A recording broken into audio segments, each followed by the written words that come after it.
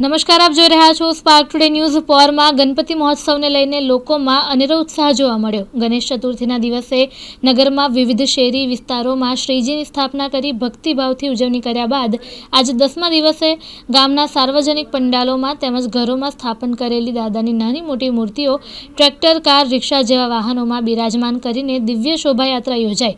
ગણપતિ બાપ્પા મોર્યા, અગલે બરસ તું જલ્દી આના નાદ સાથે અબીલ ગુલાલના છોડો ઉડાડતા ઢોલ, શરનાઈ અને ડીજેના તાલે ભક્તો વાજતે ગાજતે બાપ્પાની શ્રદ્ધાભેર વિદાય કરી. પોર ખાતે અનેક સમાજના યુવાનોના સહયોગથી તમામ મૂર્તિઓ ક્રેનથી ઢાઢર નદીમાં વિસર્જન કરવામાં આવીને ખાસ કરીને પોરના મહારાજા આયોજકો દ્વારા ખાસ પંજાબ, હરિયાણાથી શિવ અઘોરી ગ્રુપ મંગાવવામાં આવ્યું હતું ને જોવા માટે લોકો ભારે સંખ્યામાં ઉમટી પડ્યા અને વડનામાં પોલીસ સ્ટાફ દ્વારા પણ શોભાયાત્રા રૂટ દરમિયાન ખડે પગે રહીને સુંદર કામગીરી કરતા લોકોએ પોલીસનો પણ આભાર માન્યો.